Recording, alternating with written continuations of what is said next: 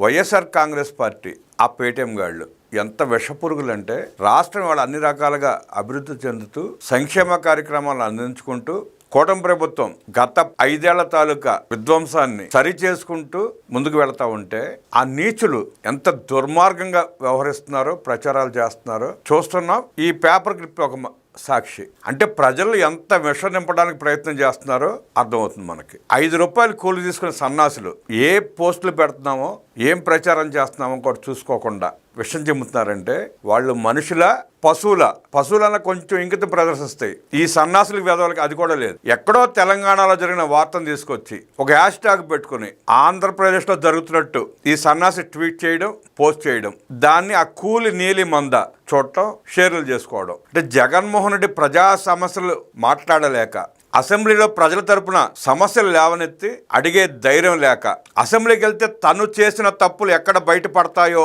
కూటమి ప్రభుత్వం ఎక్కడ ఎండగడుతుందో, తలక ఎక్కడ పెట్టుకోవాలో తెలియక అసెంబ్లీ కూడా వెళ్లకుండా పారిపోతున్న పరిస్థితి మనం చూస్తున్నాం. రాష్ట్రంలో ఉంటే ప్రజలు ఎక్కడ తరిమి కొడతారన్న భయంతో యలహంక పారిపోయి దొంగచాటుగా ఉండవల్లి వచ్చి వెళ్ళిపోతున్న పరిస్థితి కూడా చూస్తున్నాం. ఈ 22 మాసాల్లో ప్రజల మధ్యకు వచ్చి మాట్లాడిన పరిస్థితి మనం చూడాలి. జగన్ రెడ్డిని ఏనాడు ప్రజల దగ్గరకు రాలా. చీకటి గదిలో కూర్చుని ఆ నీలి మీడియా అద్దె మైకులను ముందు పెట్టుకుని సొల్లు పురాణం చెప్పడం తప్ప జగన్ రెడ్డి రాష్ట్రంలో జరుగుతున్న అభివృద్ధి గురించి కానీ, సంక్షేమ కార్యక్రమాల గురించి కానీ ఒక్క మాట ఇంతవరకు మాట్లాడాల. సుమారుగా 5, 6 కార్యక్రమాలకు పిలుపునిచ్చాడు. ఫీజు రీఎంబర్స్మెంట్ అన్నాడు. ఒక్క విద్యార్థి బయటికి రాలా. ముఖాన్ని ఉమ్మేశారు. పోస్టర్లకు పరిమితం చేసుకుని సోషల్ మీడియాలో తిప్పుకున్నాడు తప్ప రోడ్డు మీదకి వచ్చిన పరిస్థితి లేదు. 4,350 కోట్ల రూపాయలు ఫీజు రీఎంబర్స్మెంట్ బకాయిలు పెట్టి పారిపోయిన జగన్ రెడ్డి ఫీజు రీఎంబర్స్మెంట్ అంటూ రోడ్డు మీదకి వస్తే విద్యార్థులు ఎందుకు కోరుకుంటారు? అది గ్రహించి రోడ్డు మీదకి రాకుండా సోషల్ మీడియాలో పోస్టర్లు వేసుకుని తిప్పాడు. అయిపోయింది. రైతులకు అండగా ఉంటా అన్నాడు. అది పోస్టర్లే. రోడ్డు మీదకి రాలేకపోయాడు. వస్తే ఎక్కడ రైతులు తరిమి కొడతారన్న భయపడి అది క్యాన్సిల్ చేసుకున్నాడు. తెనాలి మాత్రం వెళ్ళాడు. గంజాయి బ్యాచ్ ని, బ్లేడ్ బ్యాచ్ ని పలకరించడానికి.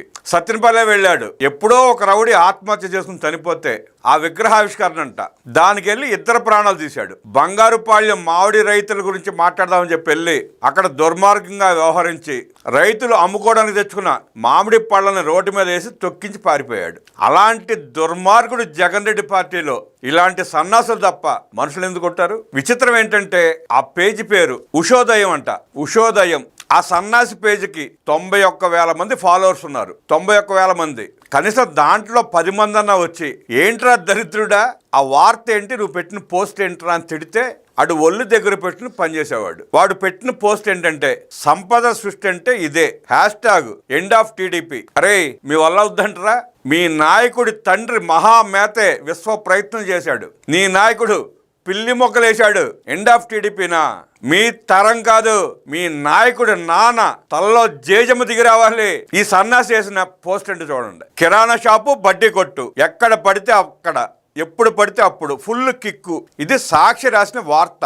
ప్రతి పల్లె, ప్రతి వీధిలో బెల్ట్ షాపు, విచ్చలవిడిగా మద్యం అమ్మకాలు. ఇక వార్తలోకి వెళ్తే సాక్షి పేపరు హైదరాబాద్ ఎడిషన్. రాష్ట్రంలోని ప్రతి పల్లె, ప్రతి వీధి, ప్రతి సెంటర్లో మద్యం బెల్ట్ షాపులు దర్శనమిస్తున్నాయి. ఎలాంటి అనుమతులు లేకుండా కిరాణా దుకాణాలు, బడ్డీ కొట్లు, చిన్న చిన్న దుకాణాల్లో కూడా విచ్చలవిడిగా మద్యం అమ్మకాలు జరుగుతున్నాయి. ఉదయం పాల ప్యాకెట్లు అమ్మినట్టే మద్యం కూడా అమ్ముతున్నారు. పాల ప్యాకెట్ల కంటే ముందే మద్యం సీసాలు, బీరు బాటిల్ దొరుకుతున్నాయంటే అతిశయోక్తి కాదు అంటూ వార్త రాసుకున్నారు. వార్త రాయడం తప్పు కాదు. వాస్తవం జరిగినప్పుడు నిజాలను ప్రజలకు తెలియజేయాల్సిన బాధ్యత మీడియాకు ఉంటుంది, పత్రికలకు ఉంటుంది. ఈ వార్త ఎక్కడిది? తెలంగాణలో జరిగిన ఇన్సిడెంట్ను తీసుకొచ్చి వార్త రాసుకున్నారు. సాక్షి పేపర్ కూడా హైదరాబాద్ ఎడిషన్ అని చెప్పి రాసుకుంది. ఇక్కడ మనం విమర్శిస్తున్న సాక్షిని కాదు, ఈ పేపర్ కటింగ్ పెట్టి సంపద సృష్టి అంటే ఇదే అంటూ పోస్ట్ చేసిన ఆ సన్నాసిని. ఆ సన్నాసి మళ్ళీ ఎవడో కాదు, వైఎస్ఆర్ కాంగ్రెస్ పార్టీ పేటీఎం కూలీ.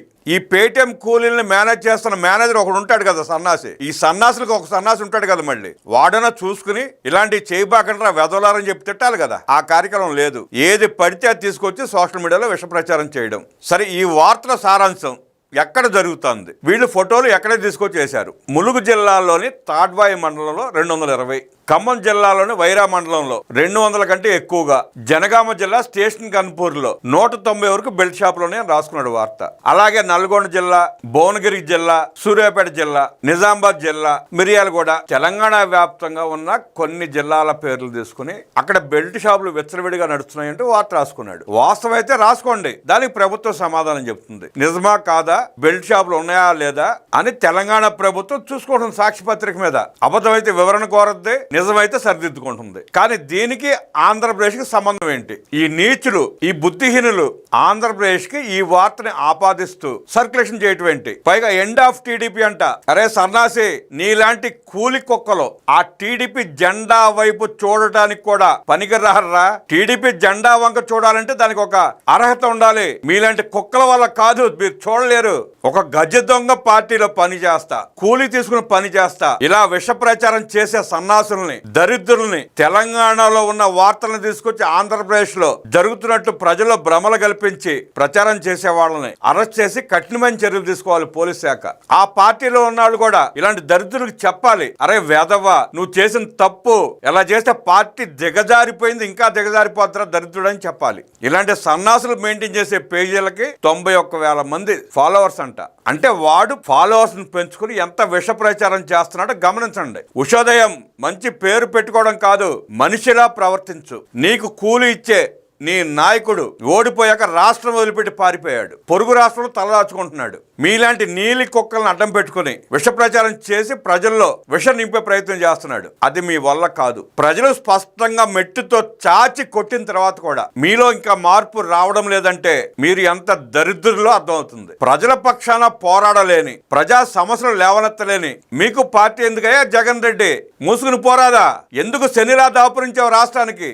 5 ఏళ్లు పిక్కుతున్నావు, 5 ఏళ్లు సర్వనాశనం చేసావు, రాష్ట్రాన్ని లూటీ చేసావు, దోచుకున్నావు, లక్షల మంది ప్రాణాలు తీసుకున్నావు, లక్షల కుటుంబాలు ఉసురు పోసుకున్నావు. ఇంకా సిగ్గు శరం లేకుండా దోచుకున్న దాంతో సరిపెట్టుకోకుండా మళ్ళీ రాష్ట్రం మీద పడి దోచుకునే ప్రయత్నం చేస్తున్నావు. నీకు స్పష్టంగా 2024 ఎన్నికల్లో ప్రజలు ఎండ్ కార్డు వేశారు. అదే నీకు నీ పార్టీకి ఎండ్. ఇక నువ్వు ఎంత చించుకున్నా, ఎంత విష ప్రచారం చేసినా, నీలి కుక్కలను అడ్డం పెట్టుకుని ప్రజల విషాన్ని నింపే ప్రయత్నం చేసినా నిన్ను నమ్మరుగాక నమ్మరు. ఆ కూలి కిరాయి మందకి డబ్బులు ఇవ్వడం కూడా నీకు బొక్కే. ఇక్కడ ఆపేయి, ఆ కూలి డబ్బులను మిగులుతాయి నీకు.